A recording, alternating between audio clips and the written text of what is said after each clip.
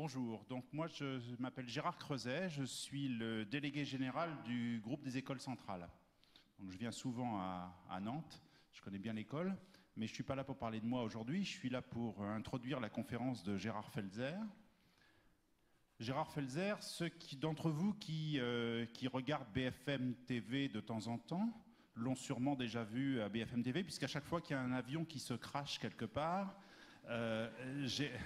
Gérard est appelé au secours pour expliquer pourquoi le pilote n'a pas eu les informations de la sonde Pitot ou je sais pas quoi. Et en général, il passe des jours et des nuits dans les jours qui suivent le crash pour expliquer ça à la France entière. Plus généralement, Gérard est quelqu'un d'assez particulier. Ma femme me dit toujours, tout ce qui vole, il l'a déjà piloté un jour ou l'autre. Il a été pilote de 747, mais il a également piloté des tout petits engins, des grands engins, des engins futuristes, des choses à pédales, des choses à hydrogène, etc. Il va vous raconter ça. Et une dernière chose pour introduire Gérard, je dirais que ce qui est étonnant avec lui, c'est qu'il a l'enthousiasme d'un étudiant comme vous. C'est-à-dire qu'il a à peu près une idée tous les jours, et encore, je suis modeste, et il a tous les jours envie de la mettre en œuvre avec des étudiants comme vous, des étudiants de Centrale Nantes d'ailleurs de temps en temps. Et donc, il va essayer de vous communiquer cet enthousiasme, d'abord de vous raconter son histoire, et puis d'essayer de vous dire que quand on veut faire quelque chose, on peut toujours le faire. Voilà, la parole est à toi, Gérard.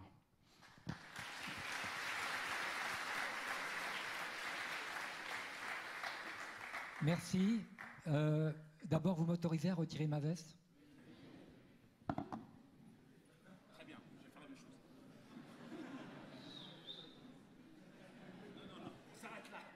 Voilà, si je pouvais imaginer quand j'étais gamin, un jeune gamin des banlieues pas très riche, qui n'a jamais eu son bac, que je viendrais vous faire une conférence ici à Centrale Nantes, on m'aurait jamais cru. Donc je suis passé par les chemins de travers, c'est peut-être beaucoup plus difficile que de faire les concours finalement, et puis d'être dans un moule jusqu'à la sortie de l'école. Et ça permet aussi d'apprendre beaucoup de choses. Donc je vais vous présenter, c'est un petit peu mon fonds de commerce, c'est les transports. C'est vrai que je suis chroniqueur à France Info, tous les samedis je parle de mobilité, sur LCP également, et puis à BFM où il y a marqué crash sur mon front, comme disait Gérard. Mais pas que des crashs d'avion d'ailleurs, hein, c'est des crashs de bus, de trains, etc. Donc je vais commencer par là. Alors ça marche, oui, voilà. Ce qui m'a guidé dans les transports, c'est cette phrase d'Isaac Newton, c'est les hommes construisent trop de murs et pas assez de ponts. C'est vrai qu'on est dans une société où ça se mélange de plus en plus, on partage de plus en plus, ce qui est bien, mais aussi on est très clivant. Et finalement, c'est une école de la société. Alors bon, qu'est-ce que j'ai fait ? J'ai fait quand même l'ESTACA. L'ESTACA, c'est une école privée. Quand j'étais élève, j'ai racheté l'école. C'était plus facile pour avoir le diplôme. Et il en est resté quelque chose, c'est que les élèves recrutaient les profs. Et non seulement ils recrutent les profs, mais ils les notent. Et du coup, ça donne, et ça, je vous parle de ça il y a très très longtemps, et ça donne un esprit un peu particulier où il y a une prise de responsabilité entre les élèves et les profs. Et du coup, ça donne envie. Ça donne envie à la fois au corps enseignant qui fait ce boulot, quelquefois par passion, quelquefois par nécessité, et les étudiants qui sont là et qui ont besoin d'apprendre et retenir des choses. Donc, l'ESTACA, ça m'a permis de devenir pilote de ligne en passant par l'ENAC, où j'ai passé le concours finalement après, où il n'y avait pas besoin de concours, d'ailleurs le diplôme d'ingénieur suffisait. Ensuite, j'étais directeur du musée de l'air. Entre-temps, j'étais directeur de campagne de Coluche. Ça forme, c'est un autre aspect, mais finalement, ce n'est pas complètement étranger. Je suis très fier d'une phrase qui était notre slogan de campagne, la France est coupée en deux, on va la faire plier en quatre. Et puis ensuite, j'étais le directeur de campagne de Nicolas Hulot, où ce n'était pas du tout la même logique, c'était un tout petit peu plus sérieux, mais en même temps qui n'était pas un reflet de la société. l'écologie n'a pas encore atteint ses lettres de noblesse pour intéresser à tout le monde. Voilà, j'ai piloté des avions un peu tout, y compris le Concorde, et ça a été un bonheur intégral. On voit ici un Airbus 330, j'étais instructeur sur ce type d'avion et chef pilote Airbus. Et puis j'ai fait un petit détour en disant, bon, c'est bien d'être écolo, mais il faut se mettre à la manœuvre. Donc j'ai été élu conseiller régional Europe Écologie sur la région Île-de-France. Et en même temps, j'étais le vice-président de Port de Paris, donc ça m'a fait connaître le fluvial, un autre moyen de transport, et puis président de l'Office de tourisme de Paris-Île-de-France. Avant de devenir ingénieur et pilote, j'étais moniteur de cheval, de voile, chef de village dans les villages de vacances. J'ai connu les bronzés. Voilà, j'étais moniteur de ski nautique. Ensuite, dans la vie associative, j'ai fait voler des 2 chevaux, mais beaucoup d'autres choses encore, des choses improbables. Et puis voilà, mon premier vol à Air France, où j'accueillais les passagers avec ma guitare, et mon dernier vol avec mes 2 jeunes copilotes que j'ai formés pour être pilote de ligne. Et puis ensuite, j'ai mis ce nuage, c'est un cumulonimbus. Vous savez peut-être ce que c'est qu'un cumulonimbus, qu'on voit, c'est une enclume. Et si vous passez sous l'enclume, eh bien, vous avez une bonne chance de casser l'avion et de perdre vos passagers. Donc, ça apprend beaucoup de choses. Ça apprend à être modeste. Ça apprend à dire, on fait avec la nature, on ne fait pas contre. Et ça, c'est hyper important pour toutes les choses de la vie. Et puis, j'ai fait un séjour à Aviation Sans Frontières. Je suis un cofondateur d'Aviation Sans Frontières. Ça emploie des pilotes de ligne ou des pilotes amateurs ou des pilotes professionnels dans des missions quelquefois un peu difficiles. Là, c'était au Honduras, mais j'étais en Somalie, j'étais en Ouganda, c'est le petit gamin qu'on voit là. J'étais au Mozambique, avec les risques. Je me suis fait tirer dessus au Mozambique, j'étais obligé de me poser sur une plage, et là, on m'a dit, si les rebelles te retrouvent, t'es mort. Et finalement, des hélicoptères m'ont sauvé. Mais ça permet de mettre les pendules à l'heure, de sortir notre champ, et c'est ce que je voudrais essayer de faire partager avec vous, c'est savoir ce qui se passe ailleurs. C'est hyper important. Nous, on a des petits soucis quotidiens. On fait la queue à la cantine, comme j'ai vu tout à l'heure, au restaurant. On fait les transports qui vont pas bien, etc. Mais quand on voit dans un camp de réfugiés une femme qui étouffe son gamin pour sauver l'autre, eh ben, plus rien n'a d'importance. Et je pense que nos regards doivent se tourner vers le monde. Et c'est hyper important. Et bon, vous avez des écoles centrales un peu partout, et je pense que vous avez des relais pour ça qui sont pas mal. Et puis j'ai fait quelques records, là on voit avec Alain Souchon. J'ai construit un petit avion avec un moteur de Volkswagen. On a fait un Paris-Londres avec 3 litres d'essence à 300 km/h. C'est mon petit côté ingénieur qui est resté là-dedans. C'est assez enthousiasmant. Et pour faire parler de nos découvertes, eh bien, on tente des records avec des stars. Et puis ma traversée de l'Atlantique en ballon à pédale, où on voit avec Nicolas Hulot. Donc on s'est craché au bout de 2500 km, ce qui était pas mal. C'est le plus beau vol de ma vie, malgré que je me sois pété 2 vertèbres en sautant. Mais on était suivis par des baleines. D'ailleurs, le souffle des baleines nous réveillait. Et c'est quelque chose d'extrêmement émouvant. On est dans un silence total. Je ne connaissais pas, je ne savais pas ce qu'était le silence total, à part les chambres anéchoïdes. Vous êtes ingénieur, vous savez ce que c'est. Et bien là, on est dans le vent, donc on n'entend pas le bruit du vent, on n'entend pas le bruit de la mer, et c'est quelque chose d'unique. Bon, malheureusement, on a été victime d'une grève des météos, et qui n'ont pas su nous faire les prévisions qu'il fallait. Voilà, donc dans les autres activités, et on passera là-dessus, et je vous donnerai le micro parce que ça méritera des questions-réponses, j'ai créé une association qui s'appelle Zébunet. Alors Zébunet, je vends des zébus sur Internet. Ça vous paraît bizarre, mais c'est du microcrédit. Un jour, dans mon avion, j'allais à Madagascar et il y avait le prix Nobel de la paix qui était là et qui s'appelle Mohamed Younous. Peut-être quelqu'un connaît, c'est l'inventeur du microcrédit, la Grameen Bank. Et il vient dans mon cockpit et il me dit qu'est-ce que tu vas faire à Madagascar? Est-ce que tu vas faire quelque chose de bien? J'ai dit moi j'amène les passagers, puis je repars dans l'autre sens. Il me dit ça suffit pas. Il faut que tu donnes un sens à ce que tu fais. Et du coup, j'ai acheté un zébu en arrivant. Alors, qu'est-ce que j'ai fait du zébu? Je l'ai amené à l'hôtel Hilton et il a chié partout, mais à part ça, c'était bien. Et je l'ai donné au concierge de l'hôtel. Et au concierge de l'hôtel, je lui dis, je te le loue en microcrédit. Alors il me dit, je suis d'accord. Combien? Alors je lui dis, tu me donnes 1 euro par jour. Il me dit, je peux pas, c'est mon salaire. 30 euros par mois. Donc je lui dis, écoute, si je t'achète, et on a été au marché, j'étais en uniforme prêt à partir d'ailleurs, le surlendemain, je t'achète 15 poules pondeuses, tu me donnes 2 œufs par jour, est-ce que ça te va? Il m'a dit d'accord. Et au bout de 6 mois, on était à 700 zébus. Et aujourd'hui, alors on est la même chose avec des cochons, des chèvres, des dromadaires. Alors il y a un plan d'épargne chèvre, un plan d'épargne cochon, un plan d'épargne dromadaire, un PED, un PES, un plan d'épargne zébu. Et on en est à 17 000 animaux, 7 500 familles qui en vivent. Burkina, Niger, Mauritanie, Togo, Mali, Vietnam, Madagascar, etc. Donc si vous entendez parler de Zébunet, bah, vous êtes bienvenus. Un cochon, ça vaut 30 euros, mais ça peut sauver une famille.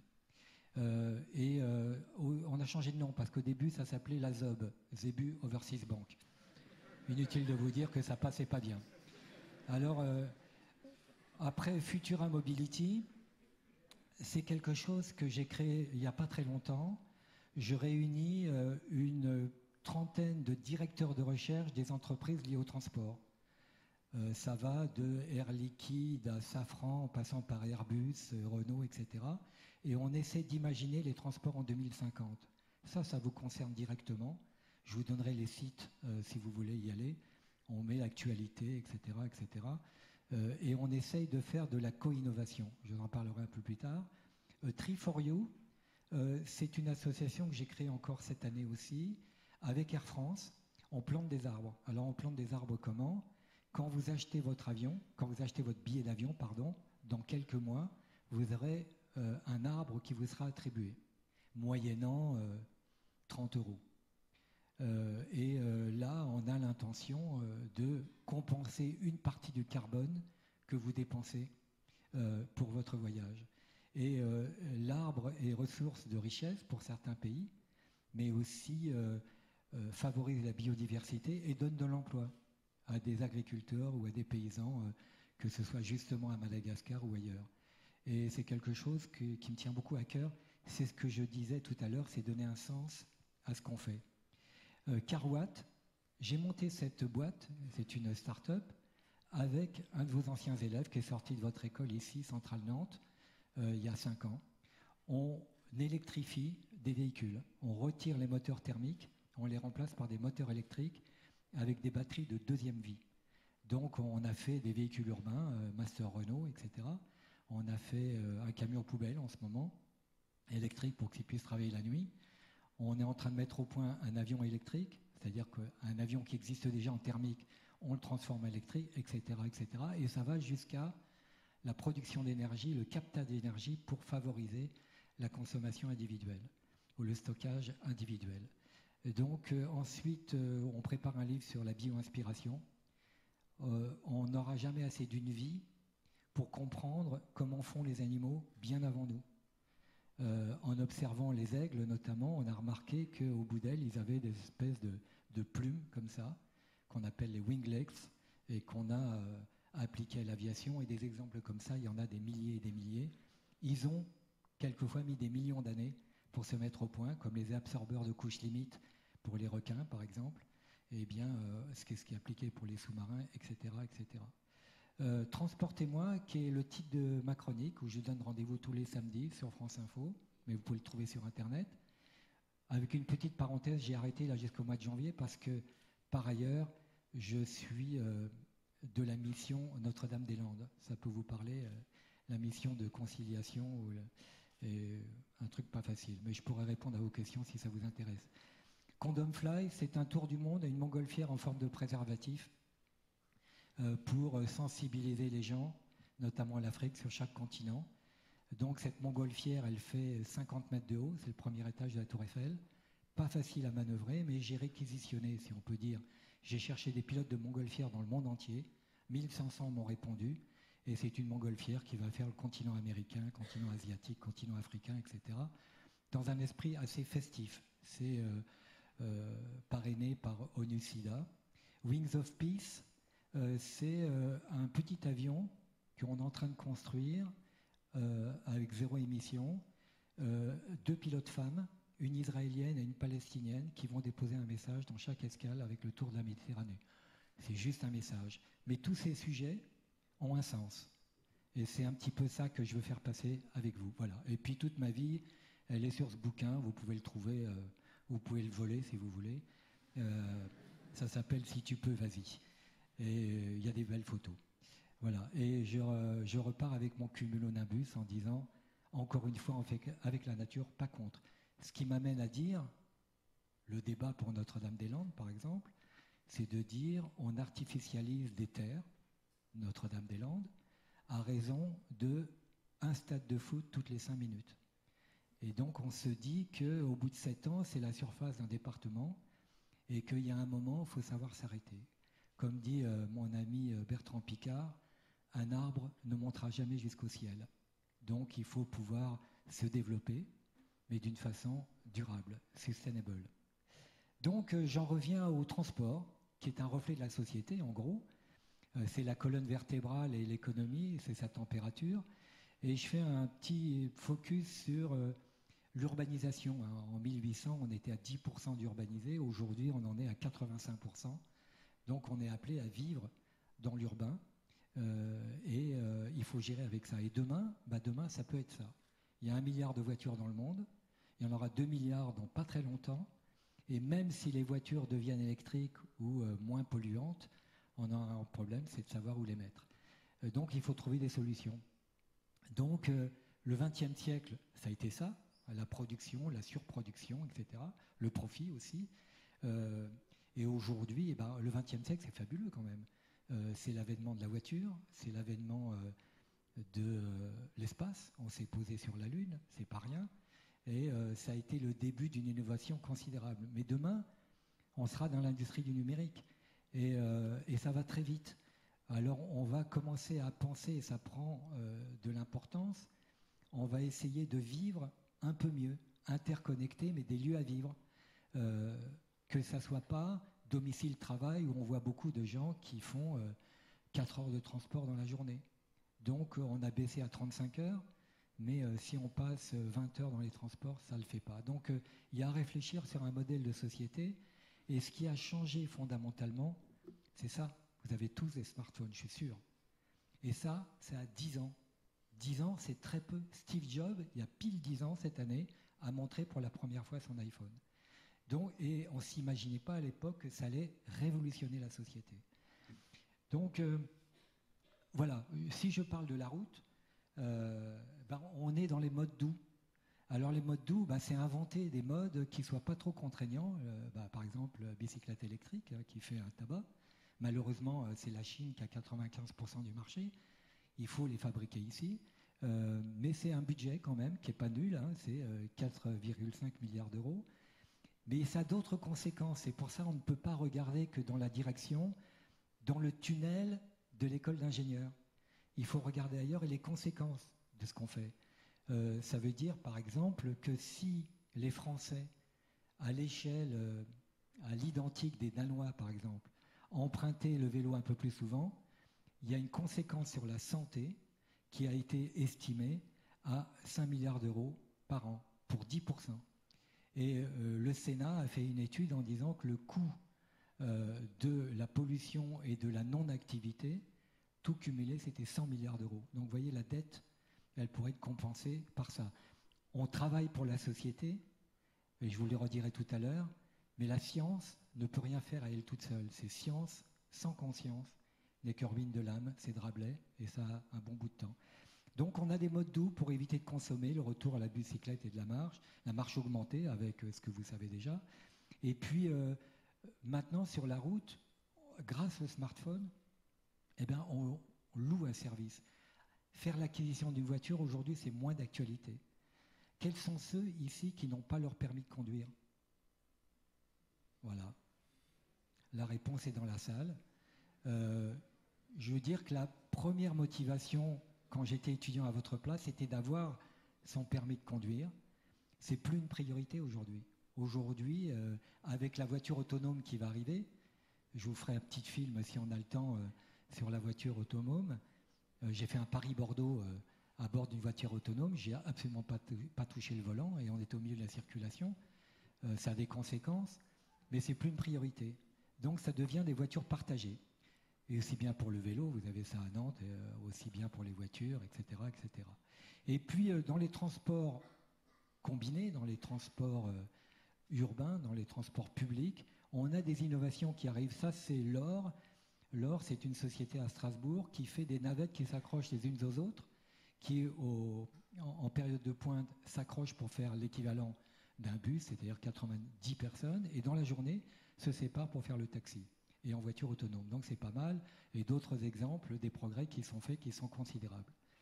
Donc, voyant ça, j'ai créé ma boîte, là, avec votre collègue, qui s'appelle Carwatt, Bertrand Piccard est dedans. Donc, on récupère les batteries de Zoé quand elles ont une baisse de capacité, c'est-à-dire qu'au bout de 4-5 ans, elles ne font plus les 140 km promis, mais les 100. On les récupère et on les met dans des véhicules qui n'ont pas besoin de beaucoup d'autonomie, véhicules urbains par exemple. Et ça donne une deuxième vie aux batteries, et puis même une troisième vie avec le stationnaire, l'énergie stationnaire, c'est-à-dire on stocke l'énergie. Voilà, donc le schéma il est là, du véhicule électrique, batterie de seconde vie, on diagnostique, on refait les fabrications du kit, on prend les bonnes cellules, on élimine les mauvaises. Ça va du tracteur de l'avion. Alors le tracteur de l'avion, c'est intéressant parce que le roulage des avions, on roule au moteur, ce qui est complètement idiot. Ça voudrait dire que vous mettez un V8 sur une Fiat 500 en gros, et à chaque décollage, on bouffe entre 300 et 1000 litres de carburant. Ça veut dire que rien que pour Roissy, c'est 300 000 tonnes de CO2, c'est l'équivalent du périphérique. Donc on travaille sur un tracteur électrique pour amener les avions en bout de piste et y mettre leur moteur au dernier moment. Et ensuite les véhicules urbains, des voitures poubelles, etc. Et vous avez en bas à droite notre premier véhicule, c'est pour la mairie de Paris, on voit le moteur qu'on a démonté, le pot d'échappement, et on met un moteur électrique et des batteries. Et ça va valable pour des bateaux et surtout pour des bus. Un bus électrique aujourd'hui, ça vaut 500 000 €. Nous, on dit, pour 150 000 €, on vous réaménage votre bus et pour le même prix, on change la moquette. On a les perspectives, c'est les batteries de seconde vie pour être adaptées au stockage de l'énergie. On est sur ce projet qui est proposé aux gens, c'est un parking pour voitures électriques et qui sert un petit peu comme un nid d'abeilles. C'est-à-dire que vous partez au boulot, le patron ou l'industrie ou l'industriel a prévu ces parkings pour vous fournir l'électricité avec des panneaux solaires sur les parkings par exemple, et vous faites le plein d'énergie. Quand vous arrivez chez vous ou dans votre parking à côté de chez vous, vous restituez l'énergie dans le pic de consommation, c'est-à-dire en hiver entre 19h et 22h. Et là, tout le monde y gagne. Si on arrive à lisser le pic de consommation, eh bien, vous gagnez 3 centrales nucléaires. Donc voilà, c'est un petit peu... voilà, je voulais vous présenter Carwatt parce que, quelque part, centrale Nantillais. Maintenant, si on aborde l'aviation, on a 3,7 milliards de passagers. En 2050, on aura plus de 10 milliards. C'est 2 à 3% des gaz à effet de serre. On va dire, c'est pas beaucoup. Sauf que le reste de l'industrie, il arrive à réduire ses émissions et du coup, la proportion va grimper. Donc on arrive à des choses qui sont inévitables. On va toujours plus vite, plus loin, etc. Vous connaissez l'histoire. On est sur un projet de dirigeable avec Bertrand Piccard. Et là, j'ai une petite vidéo, je vais essayer de vous la montrer. Ouais, voilà. Il y a du son. Voilà, c'est un dirigeable. C'est vraiment un projet d'étudiant, ça aussi. On s'est inspiré, on a fait la bio-inspiration, on s'est inspiré du requin marteau, qui a l'avantage de nager très vite. Il a une pénétration dans l'eau qui est assez étonnante, malgré son volume. Et on a travaillé en simulateur et en soufflerie une géométrie qui permet de transporter 80 personnes en électrique dans des conditions, idéales. Et ça donne ça donne un engin qui fait 160 mètres de long, c'est à peu près un peu moins que les Zeppelins, qui a 3 niveaux et qui au-dessus a 7500 mètres carrés de panneaux solaires avec un puits de lumière, 8 moteurs électriques, et qui à l'intérieur, dans ce puits de lumière, éclaire des salles où on peut faire des conférences internationales, comme celle-ci par exemple. On a également transport de passagers à 200 km/h, voilà, ici pour 80 passagers. Et puis on a sur le même modèle l'aérogare qui lui est en panneau solaire et le ballon sert de toit du hangar. Voilà ce genre d'idée qu'on peut avoir, c'est bon, hein, tu peux revenir à PowerPoint. Le genre d'idée qu'on peut avoir quand on est étudiant, parce que profitez du fait que vous êtes étudiant pour nous faire rêver. Parce que nous, les adultes, on est déjà dans un système. Et vous aurez toujours dans une entreprise quelqu'un qui vous dira « Oh ben c'est impossible ». Il y a un monsieur qui s'appelait Latécoère, peut-être vous avez entendu parler de ce nom, c'était l'aéropostale. Il disait « Tous mes ingénieurs s'accordent à me dire que c'est impossible, il ne nous reste qu'une chose à faire, le réaliser ». Et je pense qu'il n'y a pas beaucoup d'industriels qui sont dans cet état d'esprit. Et c'est important. Et là, les échanges étudiants-entreprises, pour moi, sont fondamentaux parce que quand on est étudiant, on ose. Et on n'a pas peur du ridicule, on s'en fout. On ose faire des choses qui peuvent être utiles. Moi, mon diplôme d'ingénieur, vous savez ce que c'est? Pourtant, c'est une école de transport, hein, les STACA. Ça a été des toilettes. J'ai fait les toilettes du futur. Avec ça. Alors, ça a donné quoi? Ça a donné les toilettes qu'on voit dans les trains, les avions, par aspiration, etc. J'avais un siège qui se réglait à la hauteur de votre morphologie pour pas qu'on se retrouve les genoux dans le menton ou l'inverse, les pieds dans le vide, etc. Siège chauffant, musique, enfin, là où on passe une partie de sa vie. Le prof m'a donné mon diplôme d'ingénieur là-dessus, en disant jamais de ma vie j'aurais imaginé que je puisse donner un diplôme d'ingénieur sur un projet de chiottes. Il me l'a donné. Il me l'a donné parce que derrière, il y avait les calculs d'énergie, comment les matériaux, les choix des composants, comment maintenir la cuvette propre, etc., de l'hydrodynamique pour pas que ça éclabousse, enfin bon, pas ces détails. En tous les cas, c'est important. Et les transports combinés, c'est là où il y a des projets d'étudiants, moi, qui me ravissent. Vous voyez à gauche, un train, mais c'est pas n'importe quel train, c'est un fuselage d'avion. Et c'est un projet de l'EPFL, l'École Polytechnique de Lausanne, et qui commence à être prise très au sérieux. Vous ne bougez pas de votre siège, le train se met sous un avion porteur qu'on voit à droite, et on fait ce qu'on appelle du door-to-door, c'est-à-dire vous faites du centre-ville à Paris jusqu'au centre-ville à New York, en transitant par un avion de transport. Et il y a un module qui peut venir de Paris, l'autre de Strasbourg, le troisième c'est un cargo par exemple, ça donne une flexibilité, quelque chose d'étonnant. Les Chinois m'étonneront toujours. Vous avez en bas à droite un bus aérien, c'est-à-dire ça laisse passer les voitures en dessous et vous avez les passagers au-dessus. Là où ils m'ont étonné, j'étais en Chine et ils m'ont présenté à Shanghai une école d'ingénieurs. Ils me disent on ne va pas recommencer les mêmes bêtises que les Français. Je dis quoi? Le TGV. Je dis, c'est quand même une belle invention le TGV. Il dit non, parce que quand vous avez fait la ligne de l'Est, vous ne saviez pas où vous arrêter, entre Metz et Nancy par exemple, donc vous avez fait une gare au milieu de nulle part. C'est vrai.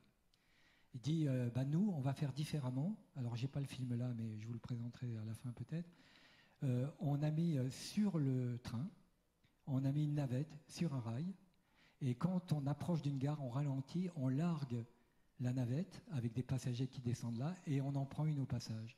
Le train ne s'arrête jamais, ce qui ferait un Paris, un Pékin-Shanghai dans de bonnes conditions. Donc, voilà, c'est parti d'une école d'ingénieurs. Et finalement, c'est pris très au sérieux par les Chinois. On a eu ça en France. Moi, mon premier stage d'ingénieur, ça a été chez Bertin. Bertin, c'est l'engin qu'on voit en haut. C'est un véhicule sur coussin d'air, sur un T, parce qu'on avait un monsieur Bertin qui était génial, qui disait moi, je ne veux pas couper les territoires. Et du coup, on ne coupe pas les territoires entre les pylônes et le rail et le tunnel. On ne coupe pas le territoire et on atteignait déjà 550 km/h. Il avait beaucoup d'avance, mais ça n'a pas été suivi par les politiques. On aurait pu faire une ligne ou deux, mais c'est comme ça, on ne fera pas la vie. Mais ça a été repris, le même brevet, le même concept par Elon Musk, qui a fait l'Hyperloop en Californie. C'est un train qui est lui aussi sur coussin d'air, mais avec une propulsion électromagnétique et qui va à 1100 km/h, qui va mettre San Francisco à Los Angeles en moins d'une heure. Et puis pour la marine, il y a des choses qui existent, il y a des choses qui n'existent pas encore, mais ça va très vite. Vous avez à droite un bateau L, ça crée une portance, comme un avion. Le Planète Solar en haut à gauche, 600 mètres carrés de panneaux solaires, a fait un tour du monde, avec Gérard Daboville qui était le commandant de bord. Et puis le Energy Observer qui vient de partir pour un tour du monde, qui lui, avec ses éoliennes et ses panneaux solaires, il filtre l'eau de mer et il en sort de l'hydrogène. Et il a des piles à combustible qui restituent l'électricité pour faire tourner ses moteurs. On a des projets de bateaux à voile STX, c'est pas loin d'ici, et puis de kite pour alléger la propulsion des cargos. Donc en gros, sur quoi il nous faudrait réfléchir collectivement tous ensemble, c'est quel état du monde en 2050 ? Comment vous le voyez, le monde en 2050 ? C'est pas évident, hein ? Il y aura d'autres choses qui vont arriver, et ça va très vite. Et pourquoi se déplacer en 2050 et comment ? Quel véhicule, quelle rupture technologique, quels matériaux, les nanotechnos ? Je ne sais pas si ici on s'intéresse probablement aux nanotechnologies. Et puis, quelle source d'énergie en 2050 ? Il va falloir la stocker, la restituer. Le rôle du numérique et de la robotique. La robotique a des avantages et des inconvénients. Ça supprime des emplois. Le social et la mobilité, eh bien, c'est là aussi, il faut se soucier des emplois. Nous, on a calculé avec nos chercheurs qu'on allait perdre 5 millions d'emplois dans le secteur de l'automobile en Europe dans les 10 ans à venir. Ça veut dire que, eh bien, il faut réagir avant. Je mettrai un parallèle. Il y avait dans le temps, vous ne l'avez pas connu, mais nous, on a peut-être connu, on avait des sténodactylos. On avait des poules de secrétaires. On écrivait à la main, puis on leur donnait à taper à la machine, ce qui est complètement nul. On a perdu 5 millions d'emplois aussi. Ben, on a su trouver d'autres solutions pour trouver des emplois nouveaux, notamment dans l'informatique. Et comment innover à l'horizon 2050. Alors c'est intéressant d'avoir les chercheurs parce qu'ils vont au-delà, ils prennent un peu de risques, hein, parce que quand Air Liquide discute avec Safran et Valeo, ils ont des secrets industriels qu'ils ne peuvent pas trop, mais ça crée des ponts et ça permet de co-innover.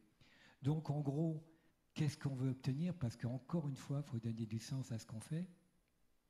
Alors voilà, moi je ne veux pas d'un train, mais je veux un bureau connecté. Je ne veux pas une gare, mais un lieu de commerce et un lieu de culture et de rencontre. Je ne veux pas un vélo, mais un transport public individuel. Et mon smartphone, ce n'est pas un téléphone, mais la clé du véhicule que je vais partager avec mon voisin. Et une chose est sûre, on ne veut plus perdre de temps dans les transports. Nous voulons profiter de ce temps. Et nous voulons réduire notre bilan carbone. Nous voulons des villes respirables et apaisées. Et nous voulons une logique d'offre par les décideurs de transport et une logique de demande par les voyageurs. C'est les voyageurs, les consommateurs qui finalement font la loi. Je vais vous parler 30 secondes de Futura Mobility, puis on fera les questions-réponses après. Voilà les ingénieurs, les directeurs de recherche. J'habite sur une péniche, ça se passe chez moi, sur ma péniche, donc on rêve tous ensemble et on rêve d'un monde futur. Qu'est-ce qu'on fait ? On partage nos connaissances, ça c'est hyper important. Partager, ne pas rester seul. Il n'y a pas d'homme ou de femme présidentielle, que ce soit un directeur d'école ou un président de la République. C'est une équipe. Imaginez la rupture. Imaginez la rupture, par exemple, les Américains, moi je vous en parlais tout à l'heure, initier la co-création et influencer, parce que on vit pas dans un monde de bisounours. Quand on fait de l'électrique, on a le lobby des pétroliers à côté, donc il faut faire voter des lois. Donc ça élargit forcément, et c'est pour ça que l'enseignement technique est important, mais à côté, eh bien, l'enseignement de la vie de tous les jours. Pour ça, et pour sensibiliser les gens, j'ai imaginé un concours. Vous serez invités, et ceux qui veulent participer à l'élaboration de ce concours, bienvenue. Un trophée académique. Imaginez les transports du durable de demain. Toutes les écoles d'ingénieurs, on leur dit faites-moi des bagnoles télescopiques, faites-moi des voitures-avions, etc. Et un challenge grand public de compétition internationale, c'est IHPV, International Human Power Vehicle, c'est des engins à pédales. Ça se passe au MIT, à Boston, mais c'est devenu international. Alors pour le premier, c'est ça, hein, c'est le Clipper, c'est le dirigeable, c'est des avions solaires, c'est des voitures à décollage vertical, et puis toutes sortes de transports. Et ça, c'est qu'est-ce qu'on peut faire, c'est grand public du coup, eh bien vous avez en bas à gauche une voiture qui va à 143 km/h à pédale. Vous avez en haut un pédalo qui va à 30 nœuds, c'est quand même pas mal. Et vous avez un avion qui participe au concours chaque année au Japon qui s'appelle Birdman Rally. Et celui-là a fait la crête à la Grèce, le vol d'Icar, 147 km. Et puis en bas à droite, c'est un hélicoptère des étudiants de l'Université de Toronto. C'est Sikorsky, le fabricant d'hélicoptères, qui, il y a 70 ans, a laissé $1 million, qui a fait des petits depuis, en disant le premier qui arrivera rien qu'à la force musculaire à tenir à 3 mètres de haut pendant 10 secondes, il sera vainqueur. Eh bien, il vient seulement d'être gagné il y a 2 ans, 3 ans. Voilà en gros. Donc, pour terminer, il y a une phrase, c'est celle-ci, mais je vous ai dit qui c'était tout à l'heure. C'est ce monsieur. En 1542, ça n'a pas vieilli d'un poil. Et puis, il y en a un autre qui a dit ça. L'imagination est plus importante que le savoir est limité alors que l'imagination englobe le monde entier, stimule le progrès, suscite l'évolution. Vous avez une idée de qui aurait pu dire ça? Bravo. Einstein. Et puis ensuite, eh bien, qu'est-ce que c'est revenu au départ là? C'est fini. Voilà, bon, ben, il me reste, je vais vous passer quand même une vidéo ou deux, puis après je vous laisse poser des questions si vous voulez, surtout ce qui concerne. Ça va, on est dans les temps là? Parfait. Donc, je vais commencer par la voiture volante. Alors, c'est une voiture que j'ai essayée, alors tu passeras un petit peu plus avant, voilà. Bon, elle a cette gueule-là, mais il y a une nouvelle version à décollage vertical maintenant. Voilà, là ça déplie ses ailes, c'est parfait, tu peux laisser un petit moment. Donc on met en route bon, c'est une mauvaise voiture, un mauvais avion, mais l'avenir va nous dire que ça va le faire. Bon voilà. Alors si on va plus loin, il y a peut-être le décollage vertical, peut-être. Non, il n'y a pas. Bon, bah alors je l'ai pas. On va passer à une autre. Alors, ça paraît complètement délirant, sauf que Airbus sort sa voiture volante, là. Dans 2 mois, elle va voler. Alors, c'est de la pub, c'est de la com, si vous voulez, mais il n'empêche qu'ils l'ont fait avec des universités, des grandes écoles, et c'est quand même pas mal, quoi. On va faire l'avion du futur. Attends, faut voir, ouais. Ouais, c'est bien. Ouais. Ah oui, tiens, t'as le décollage vertical, là. L'homme, depuis qu'il existe... Ouais, tu peux laisser ça pour l'instant, oui. Ouais, ça, ouais. Ouais. Alors ça, c'est de la simulation pour l'instant, mais la voiture va voler. Ouais, ils ont mis la musique qui allait bien. Alors c'est un tout petit peu plus élaboré, et ça a une vocation de voiture automatique. Il y a un programme européen pour faire la voiture autonome. Vous partirez d'un centre-ville pour aller à un autre centre-ville grâce à ça. Donc tu peux, on va voir si on peut avancer. Non, ça va aller. C'est assez astucieux. Et elle est électrique.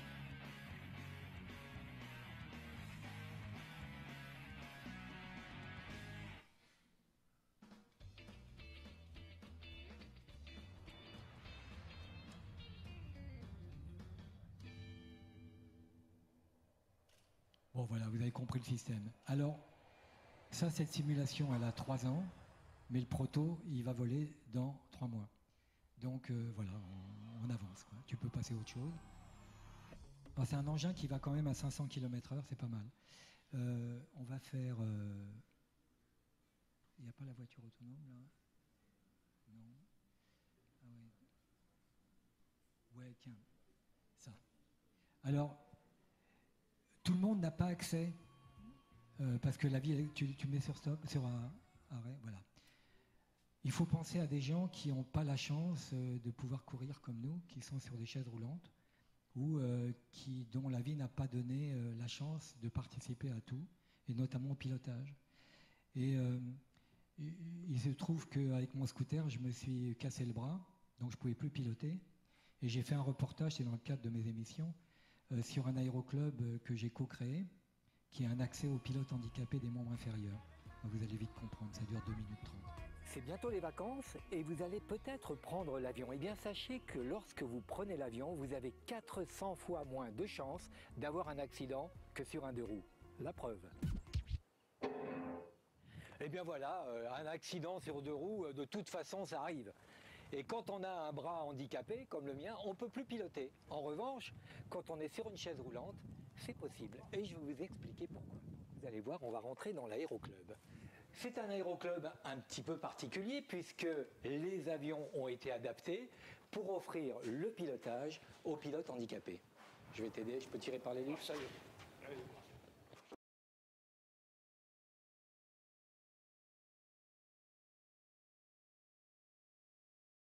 Pour piloter un avion, on agit sur 3 mouvements. Monter, descendre, le gauchissement, on incline l'avion et en même temps on appuie sur le palonnier pour le faire tourner. C'est la gouverne de direction et ça se passe avec les pieds. Sauf que pour les pilotes handicapés qui n'ont pas l'usage de leurs jambes, on a remplacé ce palonnier par un malonnier. Démonstration. On a été obligé de trouver un système qui permet de faire tourner l'avion avec un manche, 1 minute pour l'installer, et là on retrouve l'usage du palonnier, mais à la main. C'est rudimentaire, mais ça marche.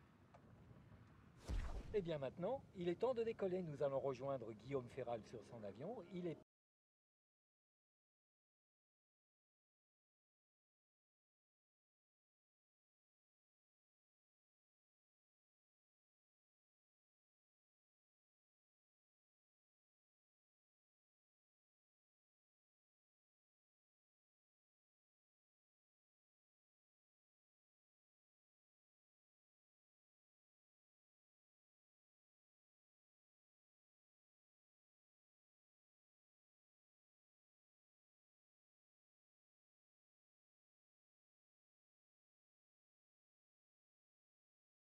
Travers de la gauche. Before start, fuel. Pop-up tank. Down light. Green.